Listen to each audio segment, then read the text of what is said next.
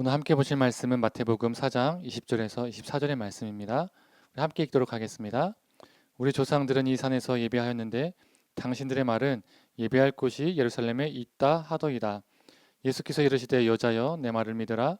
이 산에서도 말고 예루살렘에서도 말고 너희가 아버지께 예배할 때가 이르리라. 너희는 알지 못하는 것을 예배하고 우리는 아는 것을 예배하노니 이는 구원이 유대인에게서 남이라. 아버지께 참되게 예배하는 자들은 영과 진리로 예배할 때가 오나니 곧 이때라. 아버지께서는 자기에게 이렇게 예배하는 자들을 찾으시느니라. 하나님은 영이시니 예배하는 자가 영과 진리로 예배할지니라. 아멘. 네, 우리 뒷배경이 좀 많이 달라졌죠? 우리 음향에 문제가 있어서 다시 설교만 녹화하게 되었습니다. 네, 말씀을 전하도록 하겠습니다. 예전에는 대부분의 교회, 아마도 이 90% 이상의 교회들이 예배를 시작했을 때 했던 것이 있습니다. 지금은 하는 교회도 있고 안 하는 교회도 있죠. 아마도 안 하는 교회가 더 많이 있을 것 같습니다. 그게 뭐냐면 예배 선언 또는 예배 선포라고 하죠. 예전에는 이렇게 예배 선포를 하고 예배를 시작했었습니다. 하나님은 영이시니 예배하는 자가 신령과 진정으로 예배할지니라. 이렇게 선포가 되면 웅장하고 힘있는 전주가 흐르고 예배를 시작했었죠. 지금은 성경이 개역 한글에서 개역 개정으로 바뀌어서 하나님은 영이시니 예배하는 자가 신령과 진정이 아니라 뭘로 바뀌었습니까? 영과 진리로 예배할지니라라고 바뀌었죠. 그런데 요즘은 예배 선언을 안 하고 예배를 시작하는 교회가 많이 있습니다. 저희 교회도 마찬가지죠. 그래서 영과 진리라는 말보다 신령과 진정으로 예배할지니라라는 이 문장이 우리에게 더 익숙한 것 같습니다. 이 구절은요. 이 영과 진리로 예배할지니라, 신령과 진정으로 예배할지니라. 이 구절은 어떤 사건에서 나왔을까요? 예수님께서 사마리아에 있는 수가라는 동네에 들어가셨습니다. 예수님은 한 우물가에서 사마리아 여인과 마주치게 되셨죠. 그리고 이 사건이 시작이 됩니다. 그런데 이 만남 자체가 그 당시에는요, 있을 수 없는 일, 그리고 있어서는 안 되는 일이었습니다. 왜 그럴까요? 예수님께서 어느 땅에 들어가신 거죠? 사마리아 땅에 들어가신 겁니다. 그 당시 유대인들에게 사마리아 사람들은요, 사마리아 땅은요, 부정한 땅이었죠. 우리가 잘 알고 있는 것처럼 그 당시 사마리아인들과 유대인들은요 서로 상종하지 않았습니다. 원수로 보는 지독한 지역 감정, 민족적 감정이 있었죠. 그런데 예수님께서 더러운 사마리아 땅에 들어가셔서 유대인들이 부정하다라고 여기는 사마리아 사람을 만났습니다. 더러운 땅, 더러운 사람. 그런데 그 대상의 성별이 무엇입니까? 여성이었습니다. 우리 조선시대에 남녀 유별이 매우 강했었죠. 남녀가 동석도 할 수 없었습니다. 우리 조선시대처럼 그 당시 유대인들도요, 남녀 유별이요, 상당히 강했습니다. 당시 유대 남성들은 대낮에 공개된 장소에서나 길에서 자신의 아내하고도 대화를 하지 않았어요. 그 정도로 남녀 유별을 철저하게 구분을 했습니다. 준수했어요. 더욱이 낯선 여자라면 더 말하지 않았습니다. 그런데 예수님이 대낮에 한 여성에게 다가가서 말을 거셨습니다. 그것도 이방 여인이죠. 이건 충분히 오해를 살 수 있는 상황이 될 수도 있었습니다. 더욱이 이 여인은 어떤 여성입니까? 더러운 땅, 더러운 사마리아 여인, 이것도 있지만 현재 남편까지 포함한다면 6명의 남편이 있었던 여성입니다. 그래서 사람들에게 더럽다라고 정죄를 받았던 여성이죠. 그래서 우리가 알고 있는 것처럼 이 여인은 서늘한 시간이 아닌 이 서늘한 시간을 피해서 우물을 길러갔습니다. 가장 햇볕이 뜨거운 정오 시간에 낮 12시에 사람을 피해서 물을 길러간 것이죠. 이 여성이 예전에 5명의 남편이 있었고 지금은 6번째 남편과 살고 있다는 것은 무엇을 의미할까요? 이 여성의 개인적인 문란함을 의미할까요? 아닙니다. 그 당시 여성들은 인권과 사회적 위치가 매우 약했었죠. 없다라고 보는 것이 더 맞을지도 모르겠습니다. 이 여인이 6명의 남편이 있었다는 것은 이 여인은 수많은 남성에게 버림을 받은 여성이라는 의미입니다. 즉 남성의 성적 놀이개였다는 거죠. 한 남편과 결혼해서 버림받고 또 다른 남성과 결혼해서 버림받고 결혼하고 버림받고 결혼하고 버림받고 이게 반복이 되었다는 것이죠. 우리나라 욕 중에서 환양년이라는 욕이 있죠. 이 단어의 어원은 고향으로 돌아온 여인이라는 환향여라는 단어입니다. 돌아올 환, 고향 향, 그래서 환향여이죠. 병자호란 때 청나라의 강제로 끌려가서 성적 노리기로 고통받았던 여성들이 고국 땅에 돌아와서 주변 그 여인들을 향해서 주변 사람들이 어떻게 했습니까? 더러운 여자다. 이렇게 손가락질하면서 생긴 욕이 환향연입니다. 아무도 보호해주지 못해 끌려간 불쌍한 여인들을 향해서 정죄하고 더럽다라고 취급한 것이죠. 바로 오늘 본문에 나오는 이 사마리아 여인의 삶이 그와 같았습니다. 이러한 여성에게 예수님이 다가가셨습니다. 요즘 말로 하면 큰 이슈, 큰 루머, 큰 스캔들이 날 수도 있습니다. 특종, 예수 더러운 여자와 단둘이 만나다. 이렇게 말이죠. 그럼에도 예수님은 개의치 않으시고 그녀에게 다가갔습니다. 그리고 대화를 시작하셨습니다. 그녀는 더럽다라고 여겨지는 자신에게 다가와서 말을 거시는 예수님께 마음을 열기 시작했고 또 예수님께 질문을 던졌습니다. 20절의 말씀입니다. 우리 조상들은 이 산에서 예배하였는데 당신들의 말은 예배할 곳이 예루살렘에 있다 하더이다. 이 여인이 말하는 이 산은 어떤 산일까요? 우리가 이 본문을 많이 읽어보고 또 많이 들어보고 많이 설교로 접한 본문입니다. 익숙한 본문이라는 거죠. 요한복음 4장을 읽을 때마다 이 산이라고 하는데 이 산은 어떤 산일까요? 궁금하지 않으십니까? 바로 이 산은 사마리아 땅에 있는 그림신 산입니다. 사마리아 사람들은 그림신 산에 성전을 세우고 그곳에서 예배를 드렸습니다. 그 배경이 궁금하지 않으십니까? 사마리아 사람들이 그림신 산에서 예배를 드리게 된 배경은 느헤미야서와 말라기서 그리고 포로 귀환 시대의 배경을 이 역사적인 배경을 봐야 입체적으로 알 수가 있습니다. 우리는 말라기를 남유다 또는 북이스라엘의 선지자라고 생각하잖아요. 마치 이사야나 아모스나 호세아처럼 분열 왕국 시대 때에 활동했던 예언자로 많이 생각합니다. 그런데 말라기는 그 시대의 사람이 아니라 바벨론 포로 귀환 시대 때에 활동했던 선지자였습니다. 바벨론 포로 생활을 마치고 귀환한 사람들이 예루살렘 성전을 재건했습니다. 그런데 문제는 시간이 지남에 따라서 예루살렘 성전을 중심으로 일하는 제사장들, 즉 예루살렘 종교 권력자들이 사마리아 정치 권력자들과 연대를 시작했어요. 여기서 말하는 사마리아 정치 권력자들은 대부분 이방인들이었습니다. 그들과 연대를 시작했습니다. 결혼 동맹을 맺었습니다. 사돈 관계를 맺었죠. 제사장들의 입장에서는 정치 권력자들과 사돈을 맺음으로써 권력과 경제적인 신분 상승을 이룰 수 있게 되었습니다.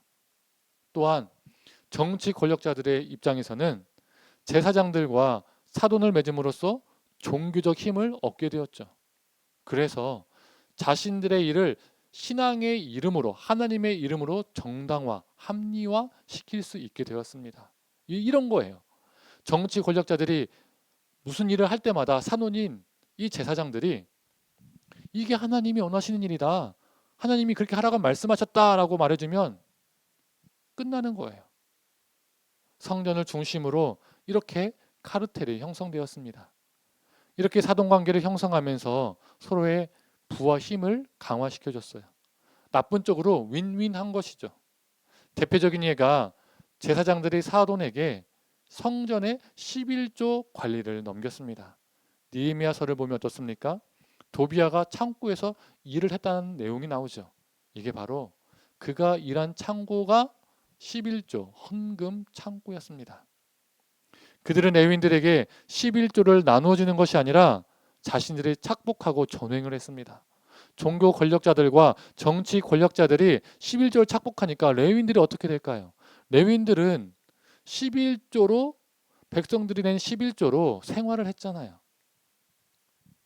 자신들에게 생활비가 나오지 않으니까 레위인들의 상당수가 레위직을 포기했습니다. 자신도 생계를 그리고 가족을 지켜야 하니까요. 이때 이러한 현실을 비판했던 예언자가 말라기입니다. 그는 타락한 성전과 제사장들을 고발했습니다. 그리고 이때 개혁을 주도한 사람이 느헤미야였습니다. 느헤미야와 말라기는 사마리아의 정치 권력과 예루살렘의 종교 권력을 그 연대를 끊으려 했던 사람들이었습니다. 즉 결혼 동맹을 끊으려 했던 사람들이었죠. 그래서 느헤미야서를 보면 느헤미야가 이방인과의 결혼을 반대하잖아요. 이런 배경 속에서 느헤미야가 반대를 한 겁니다. 단순히 이방 민족이기 때문에 혈통이 다르기 때문에 이래서 반대한 게 아닙니다. 느헤미야가 개혁을 시도하면서 성전의 카르텔을 끊어버렸습니다. 그 대표적인 예가 성전에서 일했던 도비아를 추방하죠. 느헤미야의 개혁 때문에 더 이상 성전의 이권을 가져갈 수 없으니까, 관여할 수 없으니까 그들이 어떻게 했을까요? 자신들의 사위인 제사장들을 사마리아로 아예 데리고 가서 사마리아 그림신 산에서 성전을 짓습니다. 그리고 자기 사위들을 그 성전의 제사장으로 세웁니다. 독자적인 사업을 한 거죠. 야, 우리 이제 예루살렘 성전에서 종교 사업 할 수 없으니까 다른 데 가서 하자. 이런 겁니다. 이때부터 남유다 사람들은 예루살렘에서, 북쪽 사람들은 그림신 산에서 예배를 드렸습니다. 이후로 사마리아 사람들은 그림신 산 성전에서 예배드리는 것이 참된 예배이다. 유대인들은 예루살렘 성전에서 드린 예배가 참 예배이다. 이렇게 주장했습니다. 예배 장소에 대한 논쟁이 시작된 것이죠. 이러한 시대적 배경에서 사마리아 여인이 한 질문은 어떤 장소에서 드리는 예배가 하나님께서 진정으로 받으시는 예배입니까? 라는 질문입니다. 이때 예수님께서 이렇게 말씀하시죠. 21절, 23절, 24절의 말씀입니다. 함께 읽도록 하겠습니다. 예수께서 이르시되 여자여 내 말을 믿으라. 이 산에서도 말고 예루살렘에서도 말고 너희가 아버지께 예배할 때가 이르리라. 아버지께 참되게 예배하는 자들은 영과 진리로 예배할 때가 오나니 곧 이때라. 아버지께서는 자기에게 이렇게 예배하는 자들을 찾으시느니라.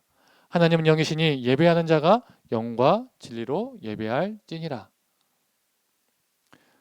이 예수님의 답변에서 자주 따라다니는 해석들이 있습니다. 첫 번째로 예배가 장소의 개념에서 시간의 개념으로 바뀌었다라는 주장입니다. 우리 조상은 이 그림신 산에서 예배드렸고 유대인들은 예배 장소가 예루살렘에 있다라고 하는데 어디에서 드리는 예배가 진짜 예배입니까? 라고 질문을 하니까 예수님께서 예배할 때가 이르리라. 영과 진리로 예배할 때가 오나니 곧 이 때라 라고 말씀하셨죠. 때라는 단어를 3번이나 반복하셨습니다. 그래서 예수님께서 예배를 장소의 개념에서 시간의 개념으로 바꿨다라는 주장이 있어요. 예수님께서 그림신 산이든 예루살렘이든 어떠한 특정 장소에서 예배드리는 것이 중요한 것이 아니라 이제는 어떠한 특정한 시간에 예배드리는 것이 중요하다라고 말씀하신 거라면 말 그대로 이제부터는 예배 시간이 중요해진 거예요. 그렇다면 성도님들 어떠한 특정한 시간이 중요한 겁니까? 그 특정한 시간이 몇 시입니까? 새벽 5시인가요? 수요일 오후 7시인가요? 아니면 주일 9시, 10시, 11시인가요? 이 해석은 오히려 삼천포로 빠지는 해석입니다. 두 번째로 영과 진리로 예배할지니라 라는 이 말씀이 뭐뭐으로 번역이 되어 있어서 오해를 일으키는 경우가 있습니다. 영과 진리로라는 말이 앞에서도 언급을 했었지만 예전에는 신령과 진정으로라는 단어로 번역이 되었었죠. 그래서 우리에게 어떻게 다가오냐면 뭐뭐으로라고 번역이 되어 있어서 신령한 마음으로 진정한 마음으로 이렇게 예배에 대한 자세, 예배에 대한 태도 이렇게 다가온다는 겁니다. 새로 바뀐 영과 진리로 예배한다는 말도 마찬가지죠. 영적으로 예배드리고 진리를 사모하는 마음으로 예배해야 한다. 이런 느낌으로 다가오는 거예요. 예배 자세, 예배에 대한 태도, 마음 이렇게 다가오는 거죠. 그러나 우리가 원문, 즉 헬라어 원어를 살펴보면 이런 해석들이 아니라는 것을 알 수가 있습니다. 20절에서 21절을 보면 노란 글씨를 특히 주목해서 봐주셨으면 좋겠습니다. 이 여인이 예수님께 20절 우리 조상들은 이 산에서 예배하였는데 유대인들은 예배할 곳이 예루살렘에 있다고 합니다. 이렇게 말하자 예수님이 21절에 이 산에서도 말고 예루살렘에서도 말고 너희가 아버지께 예배할 때가 이르리라.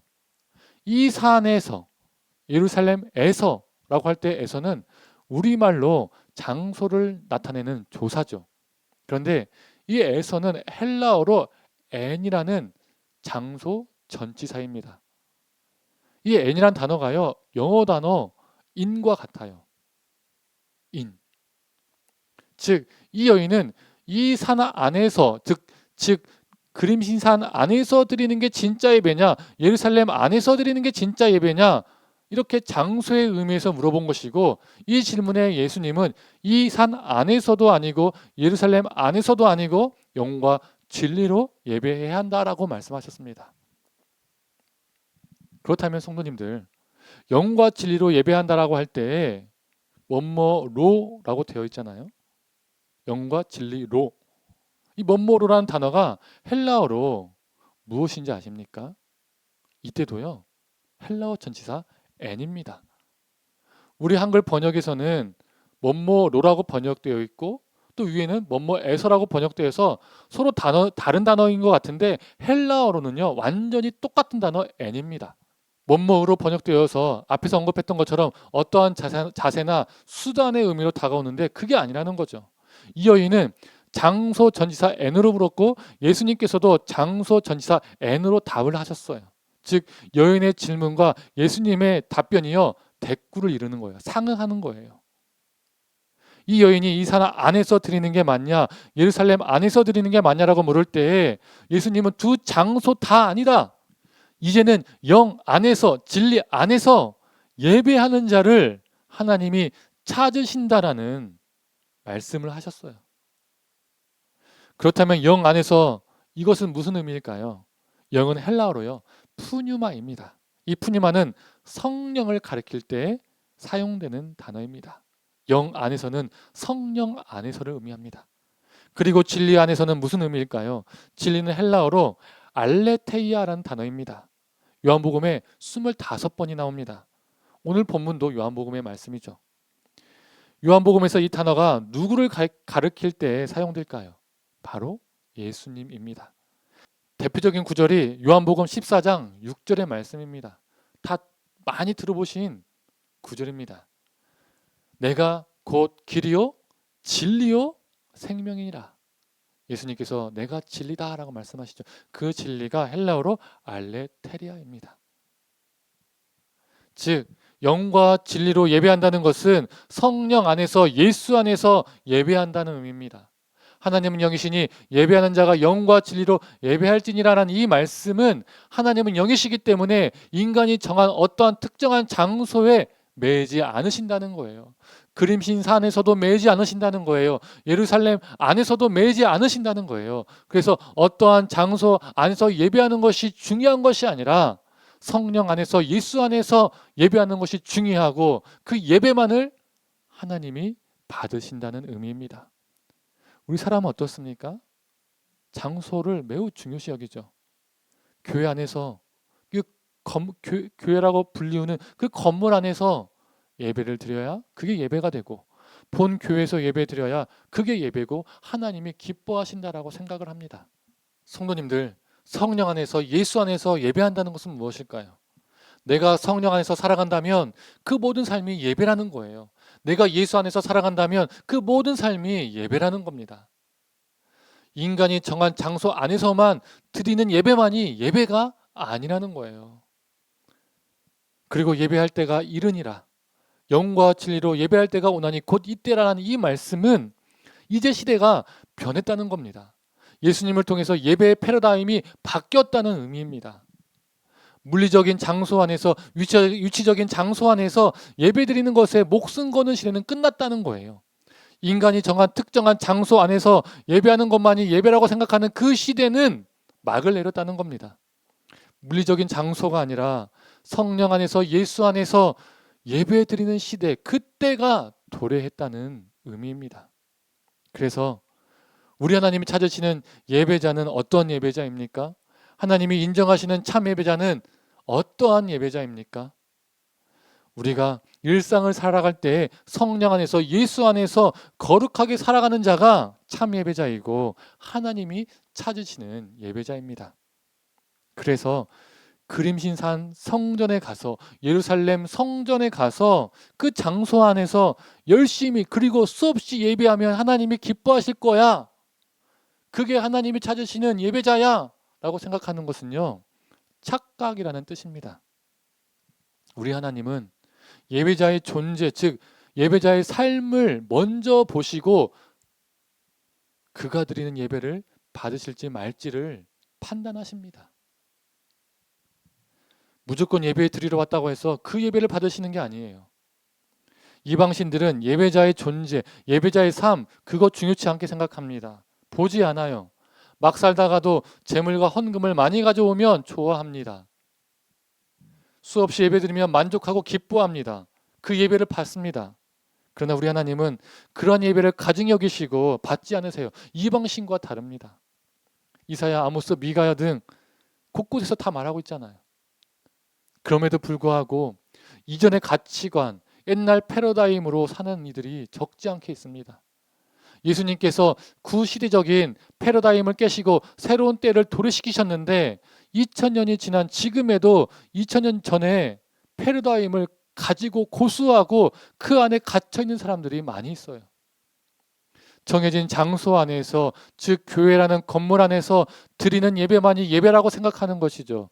영과 진리로 예배 드리라라는 이 말씀을 주일이라는 시간과 교회 건물이라는 장소 안에서 신령한 마음으로, 진정한 마음으로, 즉 다르게 표현하면 엄숙한 마음으로 예배 드려라, 이렇게 적용합니다.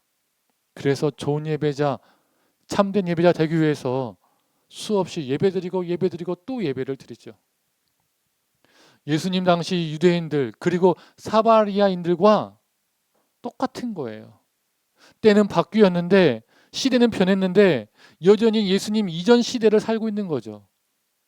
물리적인 시간으로는 2025년도를 살고 있지만 신앙적인 시대는 예수님 이전의 시대를 살고 있는 겁니다.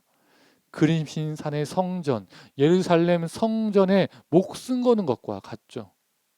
성도님들, 우리의 모습은 어떠한지 돌아보았으면 좋겠습니다. 이제 말씀을 정리하겠습니다. 성도님들, 예배를 물리적인 장소 차원에서 이해하고 그 장소로 예배를 판가름한다면 그 장소가 크고 웅장하고 화려할수록 그 예배는 하나님께서 기뻐하시는 예배가 됩니다. 구약시대와 예수님 당시 사람들, 그 당시 이방 사람들은 신들을 장소적 차원에서 이해를 했었습니다. 신은 신전이라는 장소 안에 있고 그 안에서 놀라운 능력을 베푼다라고 믿었습니다. 그래서 그 장소를 찾아가고 또 찾아가고 그 장소에서 열심히 예배를 드렸어요. 그리고 그 신의 능력과 신전은 연결되어 있다, 비례한다라고 생각했습니다. 그래서 신전이라는 장소가 크면 클수록, 웅장하면 웅장할수록 또한 그 신전에서 드리는 예배가 화려하면 화려할수록 내가 믿는 신이 크다, 위대하다, 이렇게 믿었습니다. 이게 이방인들이 믿었던 신전신앙, 이게 이방인들이 믿었던 예배신학이었습니다. 근데 문제는 이 이방 신전 신학을, 그리고 이 이방 예배 신학을 유대인들이 받아들였어요. 하나님을 예배한다고 말은 하지만 이방신을 믿는 것처럼 하나님을 예배했습니다. 장소가 예배를 판가름한다라고 믿었어요. 그래서 그림신산 성전 안에서 드리는 것이 중요하냐, 예루살렘 성전 안에서 드리는 것이 중요하냐, 이거 가지고 늘 싸웠던 것이죠. 정해진 장소에서 예배하는 것만이 예배이고 그 장소에서, 그 성전에서 화려한 예배를 수없이 드리는 것이 하나님이 기뻐하시는 예배라고 여겼습니다. 또 그런 예배자가 참 예배자이고 하나님이 찾으시는 예배자라고 스스로 믿었습니다. 이게 뭡니까? 하나님을 성전 안에 가두었다는 겁니다.